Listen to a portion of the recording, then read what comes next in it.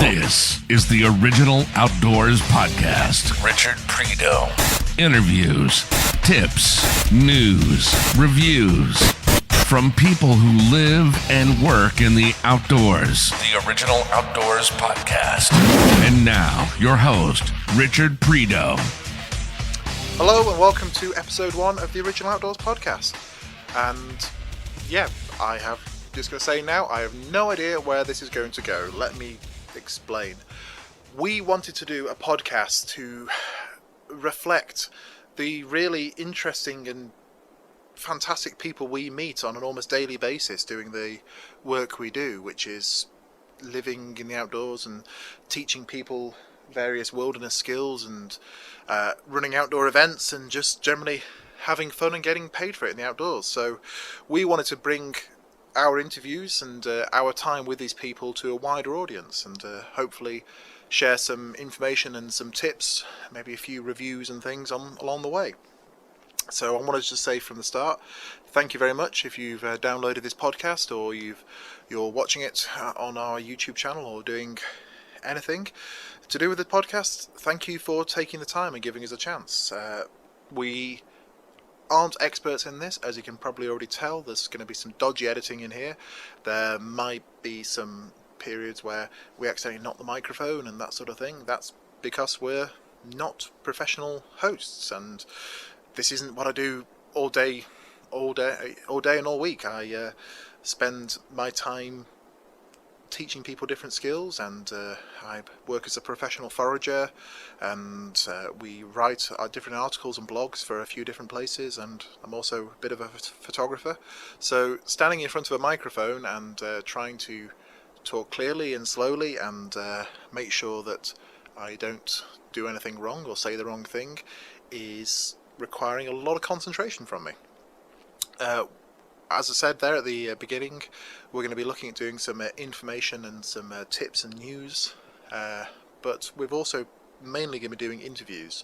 For the last 6 months or so, we've been recording different interviews with hopefully a wide range of interesting and exciting people, mostly people we've come across here in North Wales, but we are expanding that, and we're going to be interviewing some people from across the UK and from over on the other side of the Atlantic. But the thing that links them all together are they are people who are passionate about the outdoors, or they're part of it. So in this episode we've got an interview with a guy called Nick, who is a landscape photographer. We've also got some other interviews recorded which we're going to be releasing in the next few weeks. Some of them are longer than others, so with the longer interviews I think we're going to dedicate an entire episode to those interviews, and then we're going to have shorter episodes like this one where we bring in where we cover a few short items, and then we're going to do a few articles and talk a little bit about what we're doing as a company and a few of the exciting things we've got coming up. And yeah, hopefully we should cover a wide range of subjects and have a little bit of something for everybody in there. So please bear with us, and we will hopefully get better at the recording side of things, and I won't keep saying every 3 seconds. What else was I going to... Oh yeah, and I will also remember what I was going to say. I'll try and stay on point, and I won't ramble on like a slightly deranged person who lives in a shed.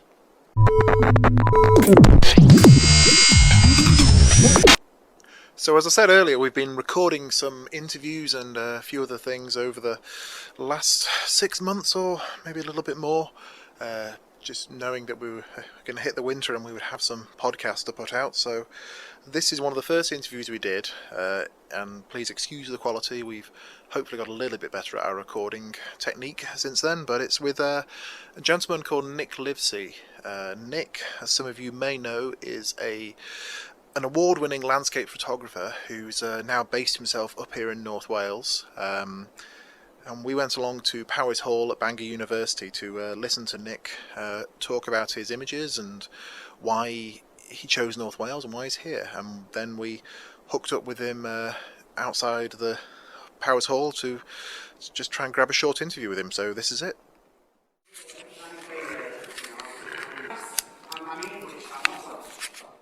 Nick. Well, thanks for asking me to do it. I've really enjoyed the talk, and it's good to have you here. So Nick, you're not native Welsh, are you? No, I'm a Sais, I'm English for my sins, but I love Wales, this is my home. And that's it, I'm learning Welsh. Dwi'n dysgu siarad Cymraeg. Yeah, tipping back. So, why Snowdonia then? I mean, there are mountains all over the UK, particularly the northern half, so why have you ended up in Snowdonia? Why aren't you in the Lake District, or why aren't you in Glencoe or somewhere like that? It's a good question. I mean, I started my hill going in the Lake District, and I think it's an incredibly beautiful place. I don't think there's anywhere more beautiful. The Scottish Highlands are vast and incredibly impressive. The peak's good too, with great climbing. But there's something about Snowdonia, the place it's got spirit, and you can feel it in the rocks. The names of the mountains, the myth and legend, there's something very special about it which calls me back. I suppose you call it Hiraeth. So are there a few places that you go back to time and time again, or places that you go, yeah, I know if the light's like this, I can get the shot I want? Well, until I get the shot I want, I keep going back time and time again, but of late, my favourite place, which I've been to a number of times this week, is around Llyn-Duachen, near Rhyddi, the Nantlle Valley, which is just the most beautiful place, and I really adore it there. It's got a very special feel, so yeah, I keep going back to these places. How much planning goes into the shots? Do you plan for weeks in ahead, or years, or do you just go out and see what happens? Well, weeks, months, years. You've got to know, as it's all about light, you've got to know where the light's coming from. So I visualise a lot of my photography, and I wait till the right time of year when I know that the light's going to be in the right place, be it at sunrise or sunset. And then when it looks good, I'll get out and I'll go for it. So you've got places that you know you can go to, other places that you haven't been to yet, but you've got your eye on, that you're thinking about going to, or you're thinking, yeah, that's somewhere I've got to be. Well, there's not many places now in Snowdonia, or at least the national park, that I haven't been to. I've done most of the mountains, but there's certain places I'd like to spend more time in, like the Llyn-Ogydd and the Mignaint, which are fascinating and very ill-frequented places, very quiet, and I like quiet places, so I'll be spending a lot more time there in days. You were over in our sort of area in Clerkennog Forest recently, weren't you? What was that like? Well, I only went for a drive because the weather was utterly minging, but I was surprised how wild it was. I didn't know we had moorland like that in North Wales. It reminded me of the Pennines and parts of the Peak District, Kinder and Bleaklow. And I remember seeing Gwylfa Hiraethog on the top of the hill and thinking, wow, what a great place this is. It's so windswept and, wild, so I'll definitely be going back there. Is it all about equipment? Do you need thousands of pounds worth of gear to do this? Well, I have got thousands of pounds worth of gear, but not as much as most photographers. I don't think it's about gear. I think a good photograph is a good photograph, whether you take it with an iPhone or a 5D Mark III. It's not about gear. It helps, but what it's about is having a passion for your subject and being in the right place at the right time. Have you got any tips for people getting out and sort of trying to take better photos? Yeah, get out your pits earlier, stay out later, and most of all, love what you're shooting. If you don't feel a deep passion for the thing you're pointing the camera at, then don't bother. Do something else. That's what I would say anyway. So it's Nick Livesey Mountain Images is what you trade as and what people know you as. Why mountains? Do you come from a mountaineering or climbing background, or why have you ended up in the mountains? Well, it's about 15 years ago I discovered the mountains, and when I did, it changed my life forever. My life's not been the same since. So I started hill walking, scrambling, rock climbing, then winter climbing, the normal mountaineering continuum, if you like. And I was so passionate about these places that I tried writing about it, but that wasn't quite working. And then I started taking a couple of nice snaps and thought, well, bloody hell, do you know what? Photography's the way for me to put it across to others. Do you have days out where you don't take the camera? Not anymore, no. But before I always took a camera. I go out these days with the intention of photography a lot. And I tend not to go out in the rain anymore. I'm very much fair weather now. Although I do like dark, moody skies and stuff. I like atmosphere. You mentioned before about getting out your pits early and early starts. Is that a big part of what you're doing now? It is, yeah. I mean, I live at the foot of Moel Shabod. And before I had access to a car, I would get up before work and nod, for instance, for dawn, and I'd be back down to start work. It's all about getting up early. That's when the best light is for me. That's a mountaineering thing as well, isn't it? Trying to get up and get on the route before the sun hits the part that's, if it melts, it's going to kill you, or getting it so you've got time to get up and down in daylight. Do you think that's why climbing and photography go hand in hand? You're in the right place at the right time, or do you think there's something else? I don't think climbing and photography go together at all. I think climbing gets in the way of photography, and I think photography definitely gets in the way of climbing.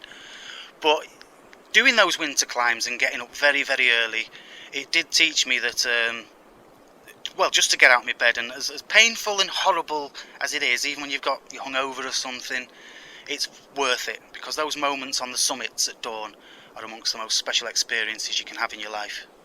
Thank you very much for giving some time tonight, Nick, and I hope to get out with you with a camera soon. I'm sure we'll do that. It's been an absolute pleasure. Thanks for coming. So, Nick, I've seen your website. It's nickliveseymountainimages.co.uk, and you're on Facebook, which is facebook.com/Nick Livesey Mountain Images. There are some links on our website and below the podcast. Can we find your images anywhere else? You can. We've got our own gallery, which is based at the Moyle Shabod Cafe in Capelcerrig. That's called Soul of Snowdonia, and you can buy all our prints there, all my prints. Come and see me. Come and say hello to me.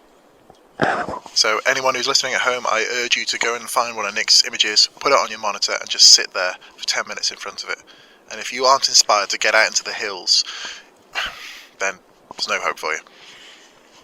Many thanks and good night. Cheers, Rich. So as you hopefully heard in that interview there, you can find Nick's images through his website, which is nickliveseymountainimages.co.uk. That's Livesey spelt Livesey. The gallery he mentioned is the Soul of Snowdonia gallery, which is soulofsnowdonia.co.uk. And the gallery is actually based inside one of our favourite North Wales cafes, which is the Moyle Shabod Cafe in Capelcerrig. And their website is moyleshabod.cafe.co.uk, and that's Moyle Shabod spelt MOELSIABOD. So if you can either get to one of those websites or to all of them, or even better, if you next time you're in North Wales, or you can make the diversion and head over to the Moyle Shabod Cafe. It's not only got great hot chocolates and does one of the best breakfasts, I think, in North Wales, but it's also got this fantastic gallery attached to the side of it, so it's well worth popping in there when you can. The Original Outdoors Podcast. Interviews, tips, news and reviews from people who live and work in the outdoors. What do you think is the most important outdoor skill? For me, it's probably navigation. I've worked in different places around the world, I've been a member of a mountain rescue team, and I've been teaching in the outdoors for the best part of a decade. So throughout that time, navigation and the ability to navigate safely from A to B across all terrain and through all weathers is something that 9 times out of 10 will give you a good chance of getting home safely. It's something that you can start to pick up relatively easily, particularly if you've got a good instructor and you've got the proper training with people who know what they're talking about. It's also a skill that you have to keep practicing to keep it fresh, so you can't learn and then not use it for 10 years and then suddenly have to pick it up and expect to know how to do everything straight off the bat. So this is why we run our navigation month, which is November. So November is a range of outdoor skills courses, all focusing on navigation. So we run basic and intermediate navigation courses for beginners and improvers. We run custom advanced navigation coaching, so that's for people who've already got hold of the basics and they want to focus on one particular skill, whether it's their bearings or their pacing or just their route planning, or just they feel uncomfortable navigating away from linear features such as streams and paths and fence lines, and they want to be able to navigate across open moorland. We also run our natural navigation days, which is knowing how to navigate through the natural clues and signs that are around us. We have a GPS navigation day, which is aimed at people who have either bought or are about to buy a GPS and want to know how to use it properly, because a lot of people buy these things and it just sits there in their rucksack or even at home because People get scared by how many functions there are and how many buttons there are, and they can't quite make it do what they want to do. Where a few hours with one of our instructors or myself will get you way past the basics and using that GPS and getting the very most out of it. We are also running night navigation evenings, so you can come out with us and we'll show you ways of navigating through darkness and poor visibility, navigation strategies for darkness, and just generally how to exist and be happy in the mountains at night. Links to all of these courses can be found on our website at originaloutdoors.co.uk/navigation, and you can read about Navember, which is us promoting navigation throughout the month of November, through our blog page, which is originaloutdoors.co.uk/blog/Navember. It's like November but with an A.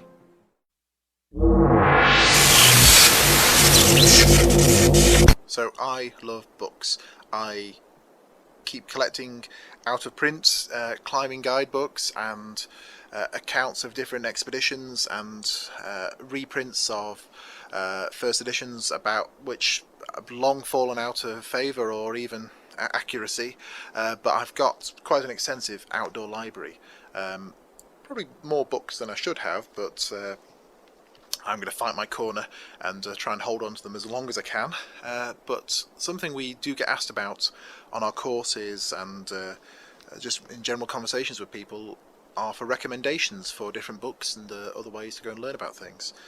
So what we're going to do is we're going to create a list through this podcast and through our website at originaloutdoors.co.uk/outdoor library, which is going to be a list which should lead to the ultimate outdoor enthusiast library. So it's going to be a list of the books we think that everybody should have, or at least have read.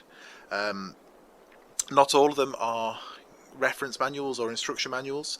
There's going to be different fictional accounts or different stories that evoke thoughts and feelings that I think are the reasons that I head into the outdoors and why I chose to work in the outdoor sector, but also things that just inspire me to get out there and do more and hopefully inspire other people. So we're going to start with this book called Mountain Craft and Leadership. So it doesn't, because it's the first one, it doesn't mean it's the most important book that we think you should have in your library there, but we had to start somewhere, and this, when I was trying to think of the list, this is the first one that came to mind. So some of you may have seen this. It's one of the recognised texts of the Mountain Training Board here in the UK. So that's the board that oversees the Mountain Leader Awards and the Single Pitch Award and various other outdoor instruction awards relating to climbing mountains. But the book itself was first printed in 1984. It's a first edition that I've got here. So its full title is Mountain Craft and Leadership by Eric Langmuir. Hopefully I said that right. I never know how to say his surname correctly. The book itself is a successor to a book he wrote in 1969, which was called Mountain Leadership. So it builds on some of the areas he set out there, but is a more holistic approach to spending time in the mountains. So without looking at everything as in isolation and separating climbing and walking, it's just spending time and travelling safely through the mountains. So let's have a look at some of these chapter headings here. We've got navigation, hill walking, campcraft and expeditions. Skipping ahead, we've got some things on mountain rescue, thoughts on party leadership, first aid, hypothermia, security on snow and ice, techniques on snow and ice, building snow shelters, access and conservation. So you can see there's quite a wide range of subjects covered there. It's also one of the books I was given quite a few years ago, that I was already interested in spending time in the outdoors, but I think this is one of the texts that put me, as I say, on the right track and showed me a few of the things I was doing wrong, or that if I carried on doing them in that way, chances are I'd end up dead or broken somewhere on a mountain. So it is a good starting point for anyone who, not just people who want to go off and be outdoor instructors, but for people who want to learn about some safe and tried and tested ways of moving through the mountains, and some ways of thinking about how you should choose your kit and how you should plan your routes, and just even knowing that thing of when to turn back, and knowing when to push your limits and when not, and when to retreat and come back and play another day. It's as I said earlier, it's one of the official texts of the Mountain Training Board, and it's kind of a legendary text in mountaineering circles. Speak to anybody who has done any kind of formal mountaineering training and they will be familiar with it. It's just known as Langmuir in the outdoors mountain climbing circles in the UK. The author sadly died in 2005, so it's on its 4th edition now, but the later editions have been revised and updated by the Mountain Training Board and the British Mountaineering Council. So if you go out and buy a copy now, one of the latest copies, it will be up to date. My copy sort of predates mobile phones and GPS devices and that sort of thing, but most of the techniques in here are actually the same things that we teach now. Ways of calculating distance over the mountains and looking at maps and working out the difference between magnetic north and grid north and what all of that means. So no matter which edition you pick up, if you can get hold of one, then you're going to find some really good stuff in there. But try and get one of the latest editions, because it does cover things like GPS and mobile phone use and modern mountain rescue techniques and that sort of thing. But yeah, Mountain Craft and Leadership by Eric Langmuir. And just to recap, you can find details of this book, and we'll be releasing more information on our other selections at our website, so at originaloutdoors.co.uk/outdoor library, and there you'll find images from the books, information on it, ISBN numbers and that sort of thing. So yeah, so you find all the details there. They're also on the show notes page below this podcast. Thank you for downloading and listening to this episode of the Original Outdoors podcast. Please remember to subscribe to us on iTunes to hear future episodes. You can also find more information on our podcast, blogs, articles and courses through our website, which is originaloutdoors.co.uk, our Facebook page, which is facebook.com/originaloutdoors, and our Twitter account, which is twitter.com/originaloutdoor. Thank you, and from everyone here at Original Outdoors, we'll see you next time.